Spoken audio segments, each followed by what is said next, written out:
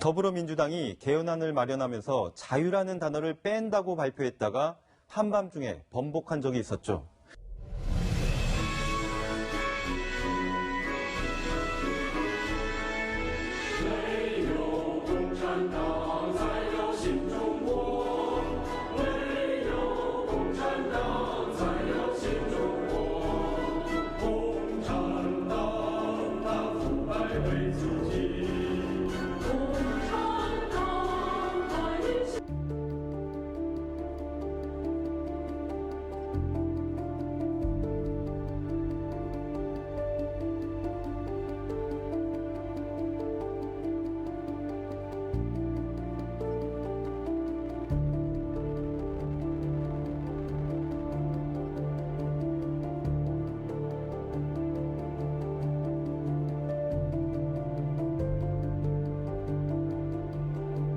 선대들, 우리 북한의 김정일 또 김일성 주석의 노력들이 폄훼되지 않도록, 훼손되지 않도록 애써야 할 것입니다. 이재명 성남시장은 미 트럼프 행정부의 주한미군 방위비 분담금 증액 요구 가능성에 대해서 요구한다고 해서 들어주다가는 다 뺏길 수 있다며 당당하게 우리 입장을 제시해야 한다고 밝혔습니다. 북한의 지령을 받고 간첩 활동을 한 혐의로 재판에 넘겨진 민주노총 전 간부가 1심에서 징역 15년을 선고받았습니다. 재판부는 대한민국의 안전을 위태롭게 하는 큰 범죄라며 법정 구속했습니다. 국민적 비극인 이태원 참사를 이용해 각계각층의 분노를 끌어올리란 북한의 지령을 받은 전 민주노총 간부가 1심에서 징역 15년의 중형을 선고받았습니다. 법원은 오랜 기간 북한 공작원에게 동조하면서 우리 사회에 큰 분열과 혼란을 가져왔다고 질타했습니다. 검찰이 문재인 정부 당시 안보실 차장을 지낸 서주석 전 차장의 주거지를 압수수색했습니다. 사드 배치를 늦추기 위해 사드 기밀을 사전에 중국 정부와 사드 반대 단체에 유출했다는 의혹입니다. 지금 이 헌법에 그 자유민주주의에서 또 자유를 지워서 삭제해야 된다고 주장하는 또 이런 대규모의 이런 또 의견을 가진 세력들도 존재하고, 그래서 과연 안정적인 이런 통합이 참 어려운 그런 국가입니다. 간첩죄 적용 범위를 적국에서 외국으로 확대하는 법안 개정 작업에 제동이 걸렸습니다. 개정하기로 여당과 합의했던 민주당이 악용 가능성이 있다면서 갑자기 신중한 입장으로 돌아섰습니다. 당초 기대했던 대로 올해가 가기 전 처리되기는 어려워 보입니다. 이유민 기자입니다. 지난 6월 부산 해군기지에 드론을 띄워 미 항공모함과 잠수함을 불법 촬영한 중국 유학생들이 경찰에 붙잡혔습니다. 휴대폰에선 중국 공안 관계자 연락처까지 발견됐습니다. 하지만 현행법상 간첩죄는 적국인 북한에 대한 행위에만 적용돼 간첩죄로는 처벌이 어렵습니다.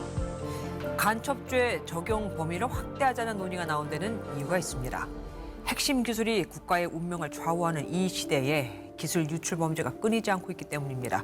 미국은 아예 자기네 기술이 들어간 제품 자체도 수출을 못하게 할 정도고, 또 다른 나라들은 간첩죄 처벌을 더 강하게 하고 있는 마당에 우리만 솜방망이의 처벌에 그치고 있거든요. 이렇게 산업 기밀이 새나가는 걸 막겠다며 간첩죄 대상을 확대하는 걸 국회에서 논의 중이었는데, 민주당이 갑자기 입장을 바꿔서 이게 중단됐다고 국민의힘이 비판했습니다. 야당이 4조 1천억 원을 감액한 내년도 예산안이 국회 본회의를 통과했습니다. 정부가 제출한 예산안을 야당이 단독으로 감액해 본회의에서 통과시킨 건 헌정사상 처음 있는 일인데, 여당은 국가 마비 예산이라고 반발했습니다. 내년도 국방 예산이 국회에서 삭감되면서 방산업계가 개발에 참여 중인 한국형 삼축 체계에 제동이 걸릴 전망입니다.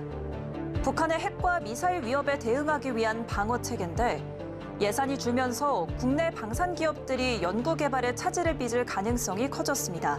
더불어민주당이 정부가 신청한 내년도 원자력 발전 예산 1,800억 원을 전액 삭감하고, 문재인 정부 때 추진했던 신재생 에너지 예산을 큰 폭으로 늘렸습니다. 국민의힘은 국회 다수당이 예산 심의권을 남용해서 행정부의 예산 편성권을 근본적으로 침해한 예산 테러라고 반발했습니다. 원전 르네상스를 만들겠다던 정부의 계획과 달리 내년 원전 관련 예산은 줄어들 전망입니다. 트럼프 당선으로 K원전이 날개를 달 것이란 기대가 큰 상황에서 원전 관련 예산 축소로 K원전 경쟁력이 줄어들 수 있다는 우려가 나옵니다. 마약 수사에 편성되어 있는 특활비는 1년 내내 대한민국 전체 2억 7,500만 원입니다. 2억 7,500만 원이 너무 작다는 점에서 제가 좀 오히려 반성하는데요. 이걸 전부 깎겠다는 것은 특별히 어떤 이유가 있는지 정말 궁금합니다. 올해 1, 2월 마약 사범은 역대 최다였던 지난해 같은 기간보다 32%나 늘어났고 압수한 마약류도 지난해보다 57%나 증가했습니다. 특히 10대, 20대 마약 사범의 증가 추세가 심각합니다. 그런데도 수사 기능은 오히려 뒷걸음치고 있습니다. 더불어민주당이 일방적으로 강행 처리한 범소완박법이 원인입니다. 지금 법 체계로는 마약의 폐해를 근절할 엄두를 낼 수 없습니다. 검찰의 내년도 특수활동비와 특정 업무경비 예산을 모두 삭감하는 안이 오늘 국회에서 야당 주도로 통과됐습니다. 대검찰청은 유독 검찰만 이런 예산을 없애려고 하는 게 이해하기 어렵다며 검찰 기능이 마비될 수 있다고 반발했습니다. 언론 보도에 따르면 민주당은 국방의 얘기를 소위해서 우리 군의 정보활동 예산과 정보부대 운영 예산에 대한 대대적 삭감을 주장했다고 합니다.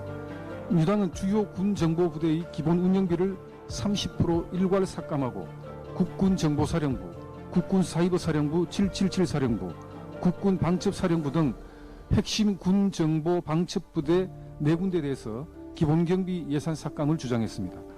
민주당의 주장처럼 우리 군의 핵심 정보부대들의 운영경비를 대폭 삭감을 하면 북한과 반국가 세력, 간첩 등 이외에 도대체 누가 좋아하겠습니까?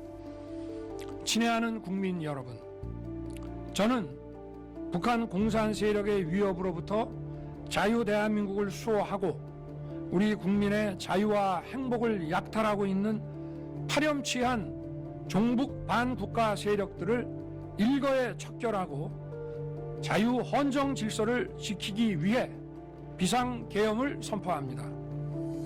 저는 이 비상계엄을 통해 망국의 나락으로 떨어지고 있는 자유 대한민국을 재건하고 지켜낼 것입니다. 이를 위해 저는 지금까지 폐악질을 일삼은 망국의 원흉 반국가 세력을 반드시 척결하겠습니다. 이는 체제 전복을 노리는 반국가 세력의 준동으로부터 국민의 자유와 안전 그리고 국가 지속 가능성을 보장하며 미래 세대에게 제대로 된 나라를 물려주기 위한 불가피한 조치입니다.